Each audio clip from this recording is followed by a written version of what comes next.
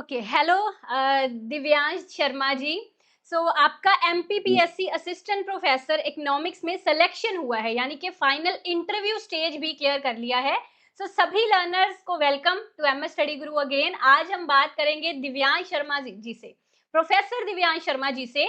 ये MPPSC assistant professor का जो एग्जाम है वो इन्होंने क्लियर किया। देखो, इसका रिटन फेस क्लियर होने के बाद इन्होंने इंटरव्यू भी क्लियर किया और फाइनली इनकी गवर्नमेंट जॉब के लिए ये क्वालिफाई हो गए हैं एमपी में।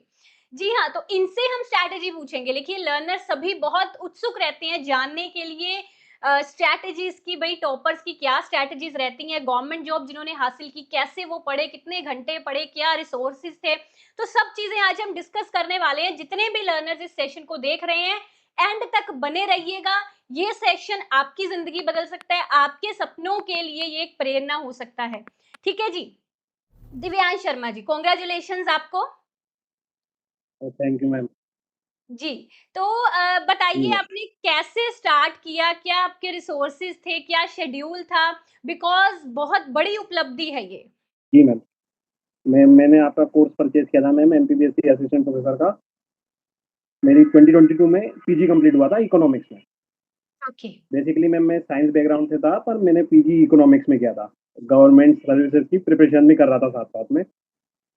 तो आपका कोर्स परचेज़ करने के बाद फिर मेरा 2024 का नेट क्लियर हुआ सबसे पहले। फिर अगस्त में रिटन एग्ज़ाम मैंने दिया असिस्टेंट प्रोफेसर का एमपीपीएससी, वो भी मैंने क्लियर करा आपके असिस्टेंस से। और फिर फ्यूचर अभी अभी रिसेंटली मेरा 25th को इंटरव्यू था एमपीपीएससी का, वो भी मैंने क्लियर करा है विद अच्छा, प्रॉपर योर आप गाइडेंस। हमारे यूजीसी नेट के भी रहे हैं, यूजीसी नेट के यस कोर्स मैम। के भी आप पार्ट रहे हैं हमारे।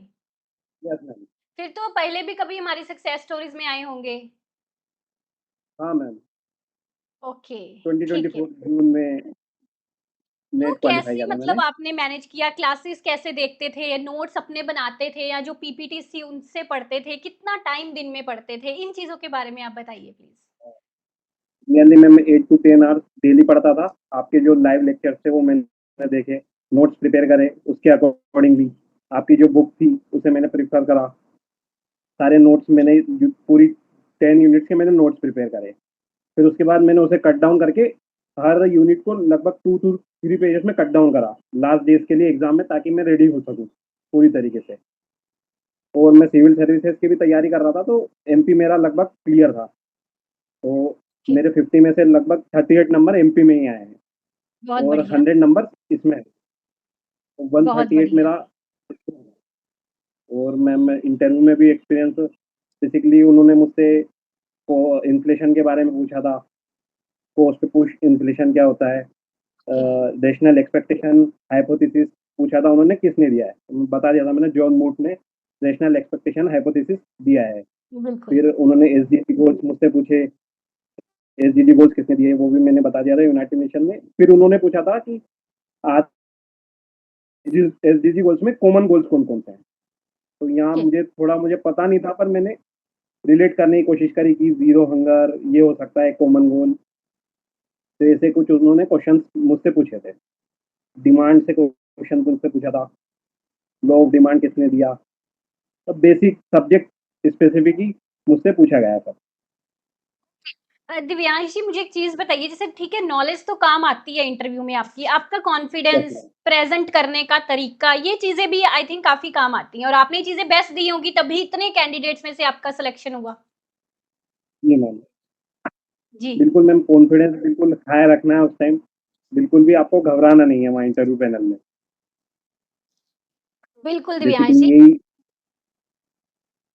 जी। यही स्ट्रेटेजी थी मेरी कि बिल्कुल फ्रेश माइंड नहीं आना है वहाँ। और लास्ट नाइट मैंने कुछ स्टडी भी नहीं किया था उसके लिए। ओके। तो आप दिन में कितने आवर्स पढ़ा करते थे अपना रिटन एग्ज़ाम क्लियर करने के लिए?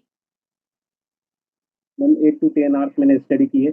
8 टू 10 आवर्स पढ़े हो आप, और ठीक है, डेडिकेटेडली। हुँ, और कुछ रिवीज़न की डेडिकेटेड। स्पेशल स्ट्रैटेजी कि रिवीज़न के लिए आप नोट्स बनाया करते थे या किस तरह चीज़ें दिमाग में रखते थे अपने? हाँ मैम, रिवीजन के लिए भी मैं आपकी मैराथन ही प्रेफ़र करी है। बेसिकली ओके, उससे ही मैराथन नोट्स सेशन। बनाए कट करके, और वो बहुत हेल्पफुल रहा है। आपकी मैराथन में एक था भी कंज्यूमर इक्विलिब्रियम, प्रोड्यूसर इक्विलिब्रियम में आपने तीनों डायग्राम एक ही पार्ट में बता दिए थे।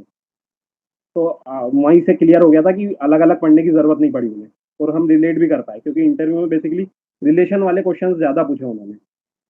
जी, बिल्कुल जो आप दिव्यांश जी। बीच-बीच में रिलेशन भी बता रही थी कि आप नोट डाउन कर लीजिए, ये रिलेशन आगे चल के काम आएँगे। हाँ, तो वो सही बहुत है। हेल्पफुल रहा मैम। ठीक है, बहुत बढ़िया। तो आगे जो एस्पायरेंट्स हैं, जो लर्नर्स हैं, उनको आप क्या कहना चाहेंगे? जो बनना चाहते हैं assistant professor, government exam economics में अपना निकालना चाहते हैं, उनके लिए आप कुछ मोटिवेशन, कोई संदेश, कुछ भी ऐसी चीज़ जो उनको बताना चाहें?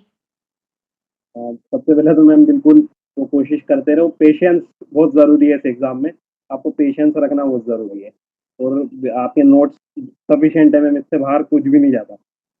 मैंने आपकी बुक प्रेफ़र करी, आपकी कोर्स प्रेफ़र करा, कुछ भी मैम इससे बाहर नहीं गया, डायरेक्ट क्वेश्चन्स आए एग्ज़ाम में, इंटरव्यू में भी जो आपने बताया उस नोट्स के टाइम ही, वही इंटरव्यू में हेल्पफुल रहा। तो आपका कोर्स लगभग पूरा सफिशिएंट है। बिल्कुल दिव्यांश जी।